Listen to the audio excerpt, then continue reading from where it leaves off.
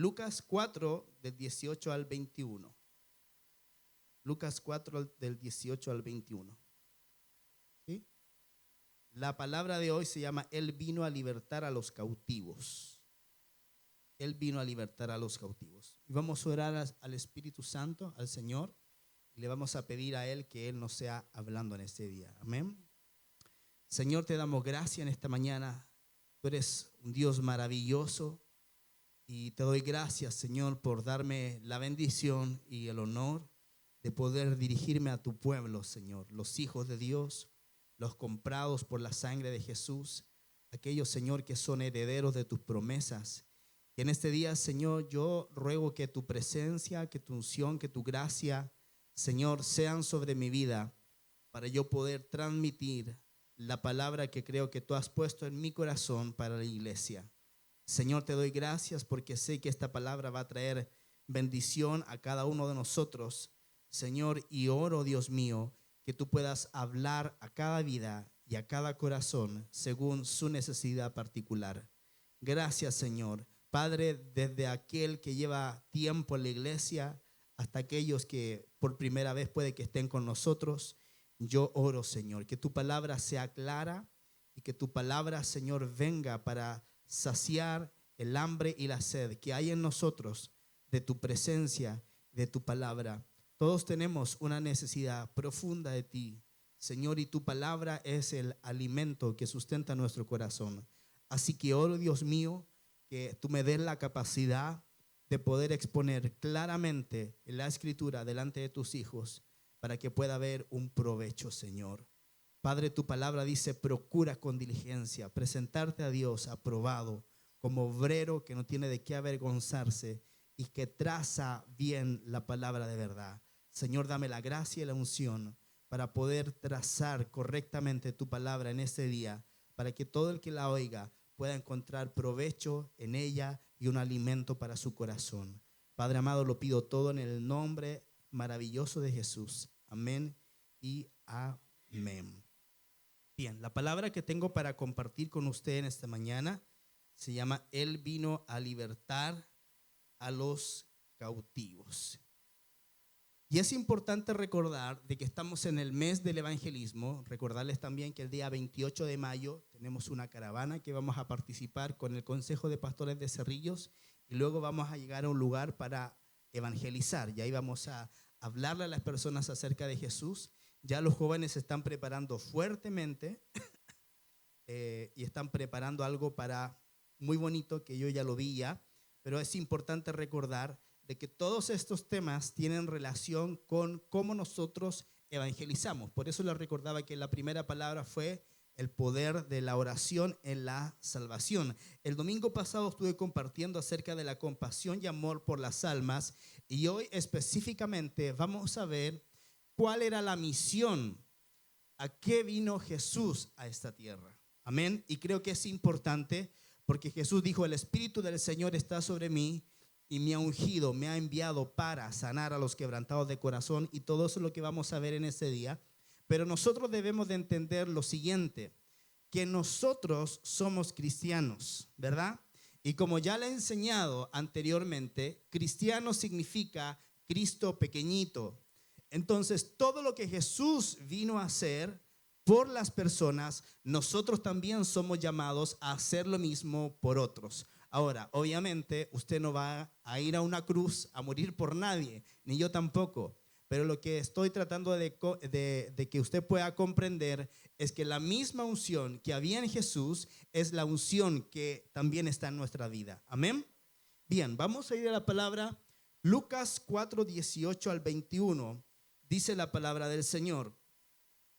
Vino a Nazaret, está hablando de Jesús, donde se había criado, y en el día de reposo entró en la sinagoga conforme a su costumbre y se levantó a leer, y se le dio el libro del profeta Isaías, y habiendo abierto el libro halló el lugar donde estaba escrito: el Espíritu del Señor está sobre mí, por cuanto me ha ungido para dar buenas nuevas a los pobres, me ha enviado a sanar a los quebrantados de corazón, a pregonar libertad a los cautivos y vista a los ciegos, a poner en libertad a los oprimidos, a predicar el año agradable del Señor. Y enrollando el libro, lo dio al ministro y se sentó. Y los ojos de todos en la sinagoga estaban fijos en él. Y comenzó a decirles: hoy se ha cumplido esta escritura delante de vosotros. Hoy vamos a ver a qué vino Jesús. Y escuche, Jesús vino a evangelizar. Jesús vino a evangelizar. En otras palabras, Jesús vino a hacer evangelismo. O sea, lo mismo que nosotros vamos a salir a hacer es lo que Jesús vino a hacer. Él vino a evangelizar o a hacer evangelismo. Y esta palabra, evangelismo, viene de la palabra griega evangelio, que quiere decir literalmente anunciar buenas nuevas o anunciar buenas noticias. Entonces, cada vez que a usted le pregunten, bueno, ¿y qué significa esto de evangelio? Usted va a poder decir, evangelio significa buenas nuevas o buenas noticias. En otras palabras, si nosotros pudiéramos leer Lucas 4:18 en el griego original, veríamos que dice: el Espíritu del Señor está sobre mí por cuanto me ha ungido para evangelizar a los pobres. Entonces, cuando usted lee acá en Lucas 4:18 que el Señor decía: el Espíritu del Señor está sobre mí, me ha ungido para dar buenas nuevas a los pobres, en el griego Jesús estaba diciendo: el Espíritu del Señor está sobre mí y me ha ungido para evangelizar a los pobres. Entonces Jesús vino a evangelizar. En otras palabras, Jesús vino a traer buenas noticias. Jesús vino a traer unas buenas nuevas. Yo quiero que usted pueda ir conmigo un poquito al contexto de lo que estamos hablando y poder entender cuáles son esas buenas noticias o cuál es ese evangelio que Jesús venía a anunciar. Vamos a ir a Mateo 4, versículo 23. Mateo 4, 23. ¿No lo tenemos? Bueno, Mateo 4, 23. Perfecto. Dice: y recorrió Jesús toda Galilea, enseñando en las sinagogas de ellos y predicando ¿qué? El evangelio del reino y sanando toda enfermedad y toda dolencia en el pueblo. Entonces la palabra acá nos muestra claramente cuál era el evangelio, cuáles eran las buenas noticias que Jesús venía a traer. Dice acá que Jesús comenzó a enseñar en las sinagogas y a predicar una cosa: el evangelio del reino, o sea, las buenas noticias del reino, y sanando toda enfermedad y toda dolencia en el pueblo. Esto es, las buenas noticias del reino traían con Jesús un poder sobrenatural, porque ese evangelio del reino, Jesús lo que hacía después era sanar a los enfermos, luego que él lo predicaba. Mateo 12, 28. Dice así la palabra del Señor: pero si yo, por el Espíritu de Dios, echo fuera a los demonios, ciertamente ha llegado a vosotros el reino de Dios. O sea, Jesús dijo: el Espíritu del Señor está sobre mí y me ha ungido para traer las buenas noticias de que el reino de Dios ha llegado. Recuerde que cada vez que Jesús predicaba, enseñaba, Jesús hacía 4 cosas principalmente. Él predicaba, enseñaba, sanaba y echaba fuera demonios. El echar fuera demonios y el sanar a los enfermos era una demostración de que el reino de Dios había llegado en la persona de Jesús. Amén. Entonces dice: pero si yo por el Espíritu de Dios echo fuera a los demonios, ciertamente ha llegado a vosotros el reino de Dios. Ahora quiero llevarlo un poquito al contexto histórico de lo que estaba ocurriendo en ese entonces. Dice la palabra del Señor que en ese entonces quien gobernaba o los que gobernaban la tierra, el mundo conocido, era el Imperio Romano. Amén. Era el Imperio Romano. Y como yo le expliqué hace, me parece, no recuerdo si era el domingo pasado o antes pasado, le hablé acerca de una profecía de Daniel. Daniel vivió bastante tiempo antes de Jesús, cientos de años antes de Jesús. Y Dios le revela a Daniel los acontecimientos históricos que iban a ocurrir. Recuerde que Daniel era un joven judío que fue llevado cautivo a Babilonia cuando Nabucodonosor, el rey de Babilonia, invadió Israel y se llevó a la gente cautiva hacia Babilonia. Estando en Babilonia, el rey Nabucodonosor tiene un sueño. Y en ese sueño el rey veía una estatua gigante. Y esa estatua la cabeza era de oro, el pecho y los brazos eran de plata, el vientre era de bronce y las piernas eran de hierro y los pies eran de hierro mezclado con barro cocido. Ahora, cuando Dios le habla a Daniel y le da la interpretación de ese sueño, Dios le dice, mira, hay 4 reinos que se van a levantar en la tierra antes de la venida del Mesías. El primer reino que se va a levantar es el reino que está actualmente, que era el reino de Babilonia, bajo Nabucodonosor. Eso representaba la cabeza de oro. Luego Dios le dijo a Daniel, después del reinado del imperio babilónico, va a venir el imperio medo-persa. Y entonces ese imperio va a tener una gloria menor que la gloria del imperio babilónico, porque el imperio babilónico era representado por la cabeza de oro. Y luego el imperio medo-persa. Luego Dios le dijo, va a venir otro imperio. Ese imperio es el imperio griego. Eso representaba el vientre y los muslos de bronce. Y luego Dios le dijo, después de ese imperio se va a levantar otro imperio muy diferente a los demás. Y ese imperio era el imperio romano. Ahora, dice la palabra de Dios que los pies de esa imagen eran de hierro mezclado con barro cocido, eran alianzas humanas. Y en el sueño, Nabucodonosor veía que una roca cortada con una mano no de hombre era soltada sobre esa imagen y golpeaba los pies de la imagen y derribaba toda la imagen. Entonces, ¿qué era esa roca? Era el reino de Dios. Porque dice la palabra, luego de todos estos reinos va a venir un reino que no será jamás conmovido y que va a abarcar todos los reinos de la tierra. Quiero que vayamos un momento a Daniel 2:44. Y ahí está específicamente lo que yo le estoy hablando. Daniel 2:44. Recuerde que Daniel vino cientos de años antes de Jesús.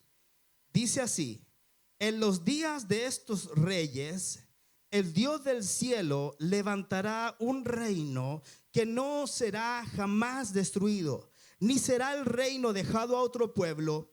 Desmenuzará y consumirá a todos estos reinos, pero él permanecerá para siempre. Cuando habla de en los días de estos reyes, se refiere al tiempo del imperio romano. Cuando usted revisa la historia de la humanidad, usted se va a dar cuenta que todo lo que le estoy hablando es real. Todo lo que le estoy hablando. Entonces, cuando Jesús dijo, el Espíritu del Señor está sobre mí y me ha ungido para dar buenas nuevas a los pobres. Y luego el Señor Jesús va por las sinagogas, va por las aldeas, va por los poblados y Él va diciendo y enseñando y predicando, el reino de Dios ha llegado. Los judíos que lo escuchaban entendían que era el cumplimiento de lo que Daniel había profetizado cientos de años atrás. Entonces, en ese entonces había una gran expectativa. Cuando usted va a Daniel, y esto es más profundo todavía y es más difícil de entender, se lo voy a explicar a grandes rasgos. Hay una profecía que se llama la profecía de las 70 semanas. Y ahí específicamente Daniel da los años que se deberían de contar desde que el pueblo de Israel volvió de la cautividad hasta que apareciera el Mesías. Los teólogos han calculado este tiempo y da exactamente el tiempo en que Jesús apareció sobre la tierra. De tal manera que cuando usted lee la palabra, usted se da cuenta que Jesús critica a 2 grandes facciones de judíos, que eran los fariseos y los saduceos. Pero habían unos que Jesús nunca criticó y que estaban ahí. Se llamaban los esenios. Y ellos habían calculado, de hecho se piensa que Juan el Bautista era un esenio, y ellos habían calculado las fechas, y en el tiempo de Jesús se supone que iba de aparecer el Mesías, y Jesús nunca habla de ello y nunca lo critica.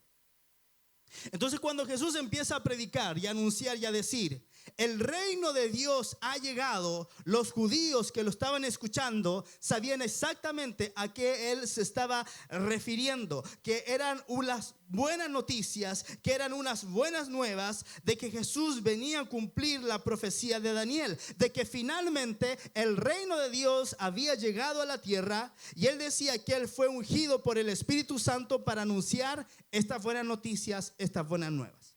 ¿Me está siguiendo, verdad?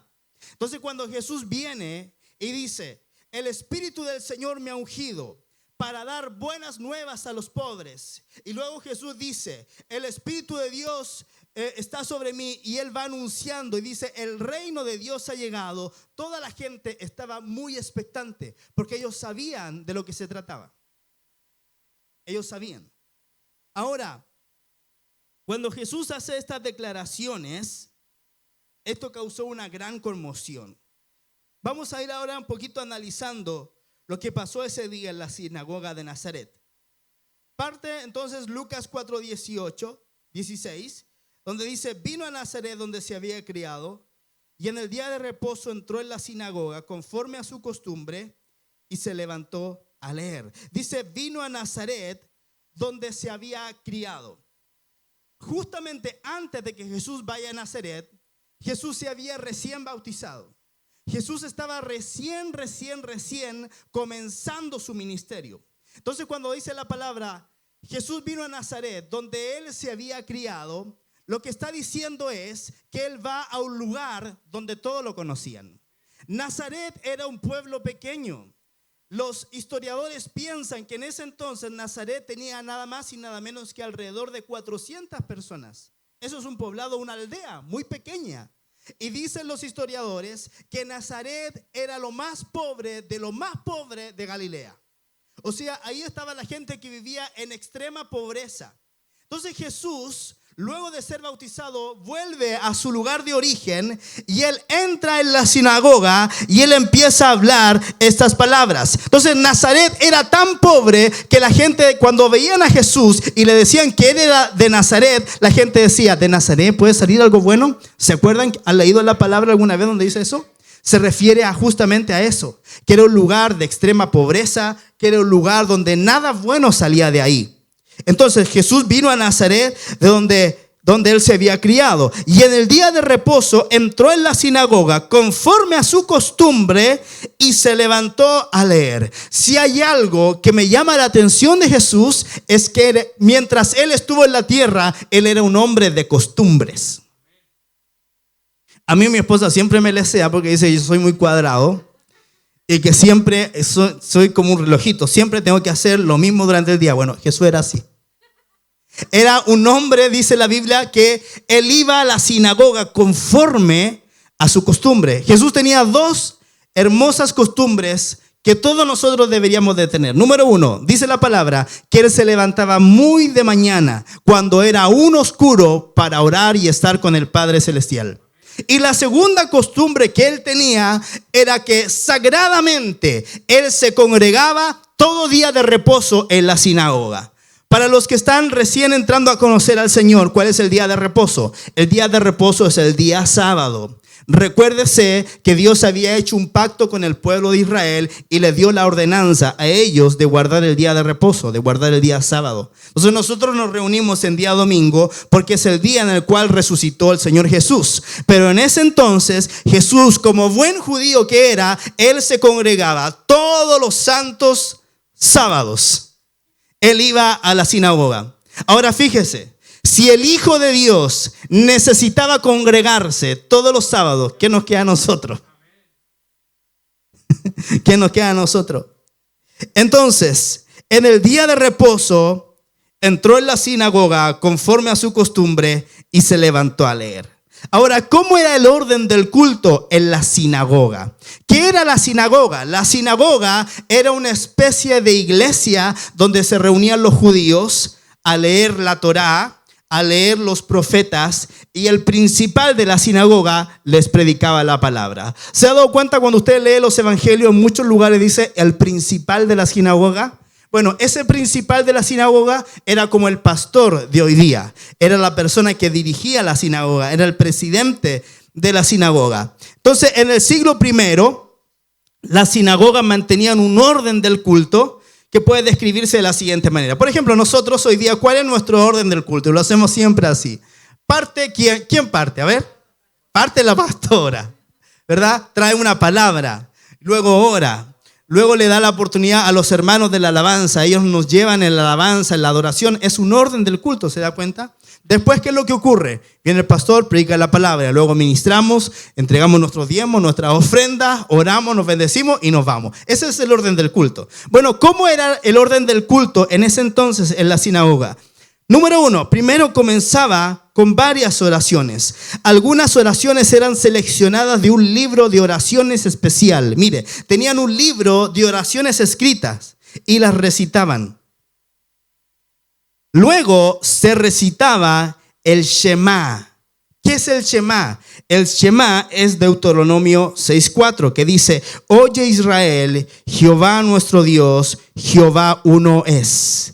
Y luego recitaban las 18 bendiciones. Ve, mi amor, que yo no soy el único cuadrado, los judíos eran más cuadrados que yo. Las 18 bendiciones, que eran 18 oraciones que recitaban los judíos pidiendo diversas cosas.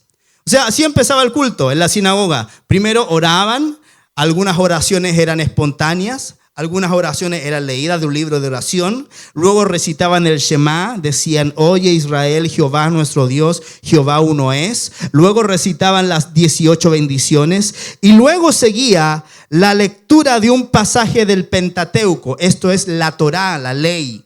El Pentateuco son los 5 primeros libros de la Escritura: Génesis, Éxodo, Levítico, Número y Deuteronomio. Eso se llamaba la Torá, la ley, el Pentateuco. Se tomaba una porción de la Torá y luego se leía otra lectura de una porción de los profetas. Y después de una oración, entonces venía el sermón o la enseñanza, generalmente dada por un varón escogido de antemano, que era el mismo que había leído las Escrituras. Entonces, ¿por qué le voy explicando todo esto?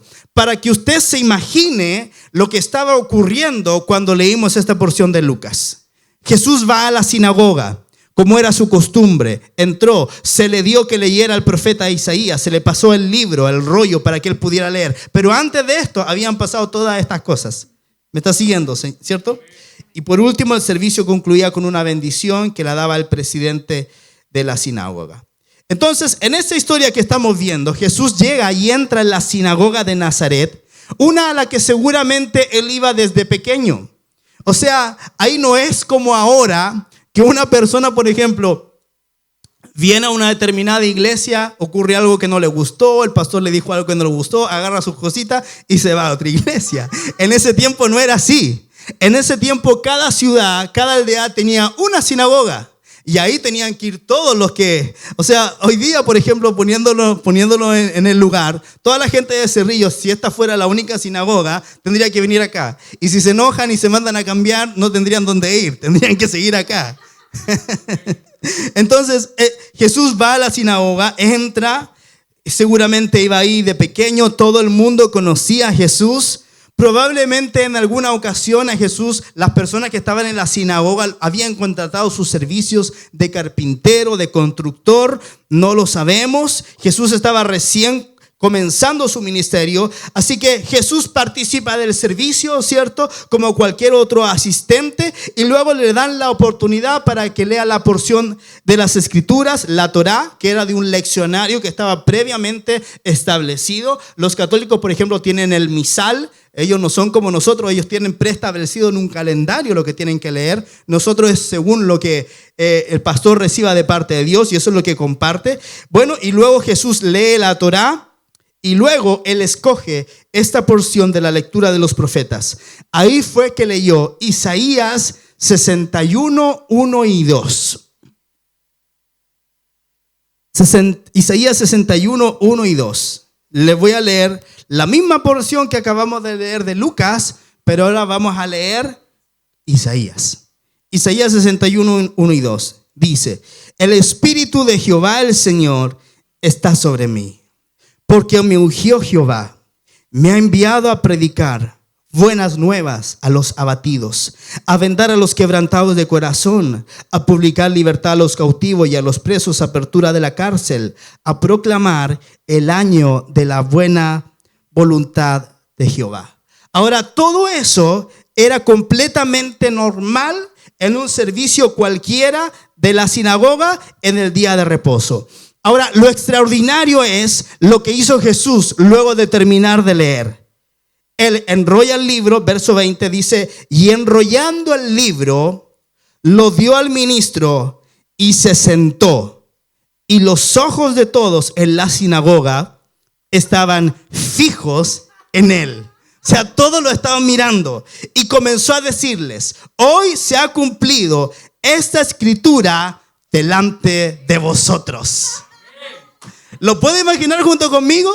O sea, era algo normal. Pero Jesús lee, es como si yo leyera acá un salmo y le dijera, hermanos, hoy se ha cumplido esta escritura delante de ustedes. Y yo soy el protagonista de lo que el salmista estaba hablando. En otras palabras, eso era lo que estaba haciendo Jesús. Ahora dice que él se sentó. Esto es lo extraordinario. Algunos comentaristas de la palabra dicen que en la sinagoga había una silla especial. Era una silla que estaba adelante y esa era una silla simbólica que era la silla para el Mesías. Entonces cuando Jesús dice acá, y se sentó y los ojos de todos estaban fijos en él, ¿sabe lo que yo imagino que Jesús hizo? Él fue caminando a la silla, que era la silla intocable, que nadie podía tocar, y él va paturamente y se sienta y le dice, hoy se ha cumplido esta escritura delante de ustedes. Por eso que dice que los ojos de todos en la sinagoga estaban fijos en él. Estaban absortos, estaban sorprendidos. Y se manda esta declaración que los dejó a todos turulatos. Hoy se ha cumplido esta escritura delante de vosotros. En otras palabras, era como si Jesús dijera, ¿saben de quién está hablando Isaías? De mí. ¿Y saben cuándo se va a cumplir esta palabra? Ahora.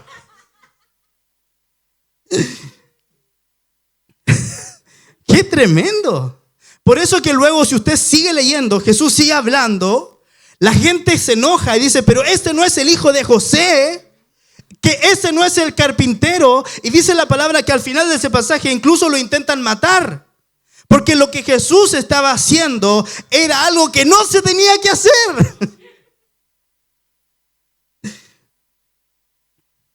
Entonces, ¿a qué vino Jesús? ¿De qué se trataba su reino? Él vino a anunciar que el reino prometido de Dios había llegado y que Él era el ungido, el Mesías, el rey que traía de vuelta el reino que Adán por el pecado había perdido. Jesús vino a anunciar que Él era el profeta que Dios iba a levantar como a Moisés. Jesús vino a anunciar que era el rey que los demás estaban esperando como David, que Él era la piedra profetizada por Daniel que destruiría el reino del pecado y de la muerte. Jesús venía a anunciar que Él era el que venía a sanar el daño sextuple que el pecado provocó en la raza humana. Hay 6 daños que hace el pecado en el hombre y que Jesús vino a resolver. Número 1, Jesús dijo, yo he venido a dar buenas nuevas a los pobres. Escuche, el pecado empobrece. Por eso que dice que Él vino a dar buenas nuevas a los pobres, porque el pecado empobrece. Lucas 6:20 dice, y alzando los ojos hacia sus discípulos decía, bienaventurados vosotros los pobres, porque vuestro es el reino de Dios. bienaventurados vosotros los pobres, porque vuestro es el reino de Dios. Por eso que Jesús dice, el Espíritu del Señor está sobre mí y me ha ungido para dar buenas noticias a los pobres. O sea, a los pobres Él les venía a decir, el reino de Dios ha llegado. Mire lo que dice Santiago 2:5. Dice, hermanos míos amados, oíd, ¿no ha elegido Dios a los pobres de este mundo para que sean ricos en fe y herederos del reino que ha prometido a los que le aman? Ahora escuche, ¿cuál es la mejor noticia que se le puede dar a un pobre? ¿No es acaso que su pobreza se acabó? Imagine usted una persona que no tiene para poder vivir. Imagine usted una persona que carece de todo lo que usted y yo tenemos. ¿Cuántos de los que estamos aquí vivimos en una casa? ¿Cuántos de los que estamos acá tomamos desayuno en esta mañana? ¿Usted está en ayuno? ¿Cuántos de los que estamos acá tienen cómo movilizarse? A lo mejor no tienen un auto, pero tienen plata para la micro, para la VIP. Todos nosotros tenemos. Pero un pobre es una persona que carece de todo. Y Jesús vino en primer lugar a anunciar buenas nuevas. ¿A quiénes? A los pobres. O sea, Jesús venía a anunciarle a los pobres que el reino de Dios había llegado y que ya no tenían por qué seguir siendo pobres. Porque el Señor vino, dice la palabra, que Él era rico, siendo rico, se hizo pobre, para que con su pobreza nosotros seamos enriquecidos. O sea, Dios es tan rico que la pobreza de Él me hace rico a mí. Ahora, obviamente que no estamos hablando solamente de riquezas materiales, estamos hablando de las riquezas internas del espíritu. Pero, sin embargo, el apóstol Juan dice, amado, yo deseo que tú seas prosperado en todas las cosas y que tengas salud así como prospera tu alma. Entonces, amados, el deseo de Dios es que nosotros seamos prosperados en todas las áreas de nuestra vida, en todas, en la financiera, en nuestras relaciones familiares, en nuestra relación con el Señor, en nuestro trabajo, en todo Él desea que nosotros seamos prosperados. Entonces, la mejor noticia que se le puede dar a un pobre es que su pobreza se acabó. Amén. Isaías 49:13 dice, cantad alabanzas, oh cielos, y alégrate tierra, y prorrumpid en alabanzas, oh montes, porque Jehová ha consolado a su pueblo, y de sus pobres tendrá misericordia. Entonces el Señor anhela que sus hijos sean prosperados. El Señor, amados, si a usted le falta trabajo, Él le va a abrir una puerta de trabajo. Amén. El Señor va a abrir puertas de bendición financiera. El Señor va a prosperar a su pueblo. Jesús vino a liberarnos de la pobreza, de la miseria espiritual y material. ¿Cuántos me dicen amén? Entonces Él nos quiere dar ideas millonarias. Usted no tiene que tener miedo de pedirle al Señor, Señor, dame una idea de emprendimiento. Señor, dame una idea para yo poder prosperar, para yo poder salir adelante. Porque si usted lo hace con el corazón correcto, Dios lo va a hacer. Amén. Dice la palabra en Timoteo, los que quieren enriquecerse caen en tentación y lazo y en muchas codicias necias y dañosas que arrastran a los hombres a la perdición. ¿Qué es lo que quiero decir con esto? Cuando usted tiene un corazón correcto, Dios no tiene problema en bendecirle financieramente. El asunto es cuando usted tiene amor al dinero. Dice la palabra que el amor al dinero es la raíz de todos los males, el cual codiciando algunos se extraviaron de la fe y fueron traspasados de muchos dolores. Entonces, mientras nosotros tengamos el corazón correcto, Dios no tiene problema en bendecir tus finanzas. No tiene ningún problema. Dice la palabra que Abraham era riquísimo en oro, en plata, en ganado, en de todo. Job era un hombre millonario. José era el segundo después de Faraón. Tenía de todo. Entonces, Dios no tiene problema en bendecirnos. El asunto es cuál es el corazón que yo tengo en relación a las finanzas. Porque si Dios sabe que mi corazón es incorrecto y si Dios sabe que si Él me prospera me voy a apartar de Él, Él nunca me va a bendecir como Él quisiera. ¿Me está siguiendo, verdad? Entonces, Él vino para dar buenas nuevas a los pobres. Deuteronomio 28:12 dice: te abrirá Jehová su buen tesoro, el cielo, para enviar la lluvia a tu tierra en su tiempo y para bendecir toda obra de tus manos, y prestarás a muchas naciones y tú no pedirás prestado. Bien tremendo.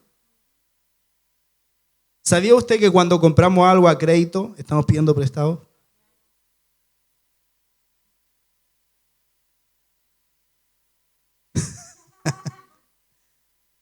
Y esos son compromisos, no son deuda. Hay que diferenciar. Entonces dice: yo voy a bendecir toda obra de tus manos. O sea, tus estudios yo los voy a bendecir. Si levantas un negocio, yo lo voy a bendecir. Si estás trabajando apatronado, yo te voy a bendecir. Voy a poner gracia en ti para con tus patrones, para con tus jefes. Yo te voy a bendecir. Él vino a anunciar buenas nuevas a los pobres. Y la bendición del Señor es integral, es espiritual y es material también. Amén. Número 2, me ha enviado a sanar a los quebrantados de corazón. El pecado, amados, quiebra corazones. El Salmo 147:3 dice: Él sana a los quebrantados de corazón y venda sus heridas. El área más sensible del ser humano es su alma, es su interior, es su corazón. Ahí están los sentimientos, las emociones. Una persona que tiene depresión, que tiene ansiedad en forma continua, no puede funcionar para servir al Señor como esa persona quisiera. Pero hoy tengo buenas noticias. Él vino a sanar a los quebrantados de corazón, dice la palabra. Entonces mi pregunta es: ¿tienes hoy día el corazón quebrantado? ¿Qué fue lo que rompió tu corazón? ¿Una crisis matrimonial? ¿La pérdida de un ser amado? ¿Sentimiento de desesperanza que no puedes resolver? El Señor está aquí para sanar tu corazón quebrantado. Amén. Isaías 61:1-3 dice: el Espíritu de Jehová, el Señor, está sobre mí, porque me ungió Jehová, me ha enviado a ordenar que a los afligidos de Sión se les dé gloria en lugar de ceniza, óleo de gozo en lugar de luto, manto de alegría en lugar del espíritu angustiado, y serán llamados árboles de justicia, plantío de Jehová para gloria suya. Dice: a los afligidos de Sión. Nosotros, los hijos de Dios, vivimos en el Sión espiritual. Eso no quita que nosotros en nuestra vida pasemos por temporadas de crisis y de dolor y de enfermedad. Vamos a pasar por eso. Es una realidad. Dios permite muchas veces que pasemos por esas estaciones de dolor, de angustia, de depresión. Pero Él no quiere que nosotros nos quedemos ahí estacionados. Él permite que pasemos por esos lugares de sombra, de muerte, como diría David, para sacarnos de ahí y para que veamos la gran obra que el Señor quiere hacer con nosotros. Él permite que pasemos por el fuego, por el agua, por el dolor, por el quebrantamiento. Pero Él dice la palabra que Él nos va a dar un óleo de gozo en lugar de luto, un manto de alegría en lugar del espíritu angustiado. Entonces Él vino a sanar a los quebrantados de corazón. Número 3, Él vino a pregonar libertad a los cautivos, porque el pecado cautiva y esclaviza. Cristo vino para liberarnos de la cautividad del pecado, de los vicios, de las ataduras, de las maldiciones, del alcoholismo, de la drogadicción, de todo lo que mantiene atadas a las personas. Jesús los vino a liberar. Por eso que se llama evangelio, por eso que se llama buenas noticias. ¿Me está entendiendo, verdad? Primera de Juan 3:8 dice: para esto apareció el Hijo de Dios, para deshacer las obras del diablo. Toda obra del diablo siempre va a resultar en esclavitud, en pobreza, en enfermedad, en muerte. Pero dice la Escritura, Jesús vino a deshacer las obras del diablo. El diablo vino a robar, a matar y destruir. Pero Jesús, dice la palabra, Él vino para que tengamos vida y para que la tengamos en gran abundancia. Ahora, ¿cómo vas a tener una vida abundante si vives enfermo? ¿Cómo vas a tener una vida abundante si vives esclavizado a la droga, al alcohol, al adulterio, a la fornicación, a la pornografía, a todas esas cosas malas que destruyen el alma humana? Él nos vino a liberar de esas cosas. Amén. Gálatas 5:1 dice: estad pues firmes en la libertad con que Cristo nos hizo libres. Número 4, Él vino a dar vista a los ciegos, porque el pecado enceguece. Isaías 42, 6 al 7. Dice: yo, Jehová, te he llamado en justicia y te sostendré por la mano. Te guardaré y te pondré por pacto al pueblo, por luz de las naciones, para que abras los ojos de los ciegos, para que saques de la cárcel a los presos y de casas de prisión a los que moran en tinieblas. Está hablando del Mesías acá. Está hablando de Jesús. Isaías 600 años antes de Cristo dice que Él lo llamó para que abriera los ojos de los ciegos, para que sacara de la cárcel a los presos y de casa de prisión a los que moran en tinieblas. ¿Entiende por qué evangelios son buenas nuevas? Buenas noticias. Y Jesús vino a traer el reino de Dios. Hechos 26, 18 dice: para que abra sus ojos, para que se conviertan de las tinieblas a la luz y de la potestad de Satanás a Dios, para que reciban por la fe que es en mí perdón de pecados y herencia entre los santificados. Jesús vino para abrir nuestros ojos espirituales, para que podamos ver el evangelio, para que nos podamos dar cuenta que hay una esperanza más grande de lo que tú estás viviendo hoy día. A lo mejor hoy día estás viviendo una situación de crisis familiar o de crisis en las finanzas o de enfermedad. A lo mejor esa es tu condición hoy día. Bueno, Jesús te vino a liberar de eso. Amén. Jesús te vino a liberar de todas esas cosas. ¿Usted sabía, por ejemplo, que los ciegos de nacimiento no pueden soñar?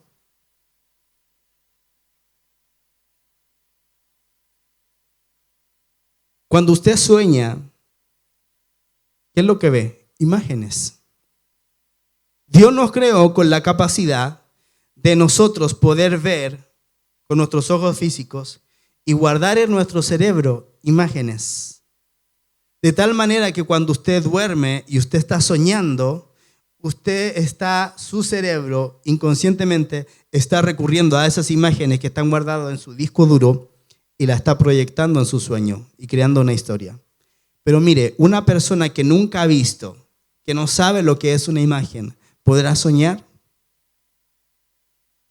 Bueno, Jesús vino a abrir los ojos de los ciegos para que podamos soñar en Él.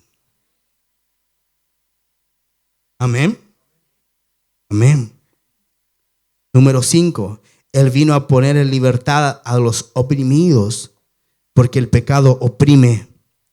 El Salmo 145, 14 dice: sostiene Jehová a todos los que caen y levanta a todos los oprimidos. Hechos 10, 38 dice: como Dios ungió con el Espíritu Santo y con poder a Jesús de Nazaret, y como éste anduvo haciendo bienes y sanando a todos los oprimidos por el diablo, porque Dios estaba con él. Amados, si Dios está con nosotros, Él va a levantar y sacar toda opresión que el diablo ha puesto sobre nuestra vida. Amén. Jesús fue ungido, Él recibió la unción para quitar de nuestra vida toda opresión con la que el diablo nos ha aplastado. Número 6, a predicar el año agradable del Señor. ¿Sabe por qué? Porque el pecado no nos deja ser felices. Él vino a anunciar el año agradable del Señor. Voy a terminar con esto. Levítico 25 nos habla acerca de un año especial. Ese año especial se llamaba el año del jubileo. Escucha acá. En la antigüedad, Dios le dio al pueblo de Israel una ley. Esa ley decía que los hebreos, que eran un pueblo ganadero y agrícola, podían trabajar la tierra durante 6 años seguidos. Y el 7º año tenían que dejar reposar la tierra. De manera que ese año ellos no trabajaban sembrando ni cosechando, sino que comían de lo que la tierra les entregaba. Ese 7º año la tierra les daría el alimento sin que ellos tuvieran que trabajar. Ahora, eran 6 años de trabajo y 1 año de descanso. Pero no solo eso. Dios estableció que tenían que contar 7 ciclos de 7 años. ¿Cuántos 7 por 7?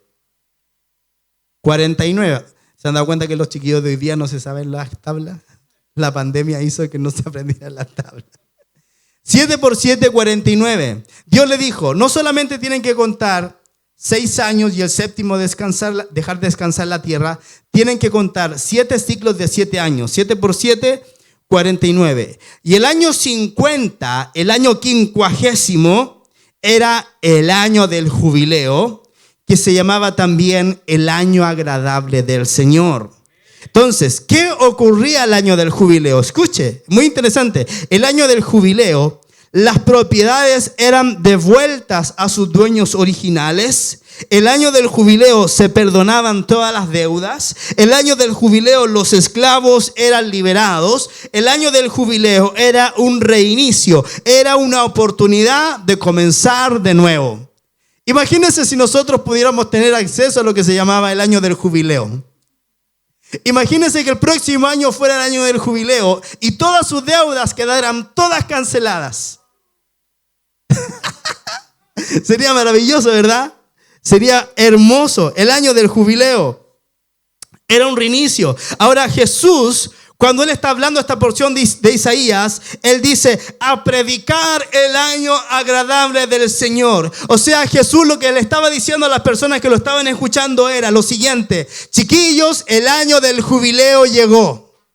El año agradable del Señor. Jesús nos vino a dar un jubileo, un reinicio, un volver a nacer. Tus deudas son perdonadas, tus pecados son lavados, tienes una nueva oportunidad para comenzar. Por eso que evangelio se llama buenas noticias. Entonces, ¿qué es evangelismo? Evangelismo es entonces anunciar las buenas noticias de que el ungido, el Cristo, trae a nuestras vidas todo lo bueno que Dios siempre ha querido dar a sus hijos: salvación, sanidad, libertad del pecado, libertad de los vicios, restauración familiar, restauración financiera. En otras palabras, Él vino a anunciar las buenas noticias de que su reino había llegado.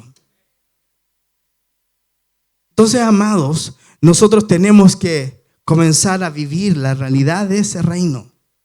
¿Cómo lo hacemos? ¿Cómo entramos en ese reino? Por la fe. Es cuando le creemos al Señor. Es cuando comenzamos a buscarle a Él. Por eso que Jesús dice, mas buscad primeramente el reino y su justicia, y todo lo demás vendrá por añadidura. Entonces, cuando yo soy una persona que entiende que Jesús trajo el reino de Dios, que no es un reino físico, sino que es un reino espiritual, al cual yo puedo acceder a través de la fe. Yo entiendo que como hijo de Dios, el Señor me da la oportunidad todas las mañanas cuando me levanto de entrar a mi cuarto de oración. Y en ese cuarto de oración yo puedo acceder al reino de Dios. Y a mí me pasa lo siguiente: cuando Dios quiere que yo ore, me despierta a horas inusuales. Hoy día me despertó y eran las 5:01. Si hubieran sido las 5:14 no me levanto. Pero era las 5:01. Yo estaba muerto de sueño y vi el reloj y dije, ya, gracias Señor. Y me levanté a orar. Pero ¿sabe qué? Me podía dar cuenta que en ese momento donde está todo oscuro, donde nadie me ve, donde nadie me interrumpe, donde nadie dice papá, donde nadie dice mi amor, ¿podés venir un poquito? En ese momento yo puedo entrar en el reino y decirle, Señor, me pasa esto. Y oraba al Señor y le agradecía. Mire, le voy a contar lo siguiente. El Señor, no sé si usted vio allá atrás, son 2 pantallas gigantes. ¿Las vio cuando entró? ¿Están allá atrás? Ahí están, detrás de Levi. ¿Sabe qué? Yo no se las pedí al Señor. Pero un día me llama el Vicente y me dice, pastor, ¿sabe qué? Acá en el trabajo, de donde la hermana Carmen, donde él trabaja, estaban reciclando unas pantallas en una universidad y logré rescatar 2. Y le pregunté al hermano Luis si él nos las vende para la iglesia. Y las vendió. ¿Sabe cuánto nos costaron esas 2 pantallas? 150 lucas las 2. ¿Sabe cuánto valen en el mercado? Averigüé. $9,900 cada una. Eso lo hace el Señor. Eso lo hace cuando accedemos al reino. Dios mueve cosas, hace cosas locas que nosotros no nos imaginamos. ¿Cómo? $9,900, ¿cuánto en plata chilena? 8,5 millones cada una. O sea, son como 17 millones de pesos. Y a nosotros nos costaron 150 lucas. Y el otro día las probamos, están perfectas. Las vamos a instalar acá.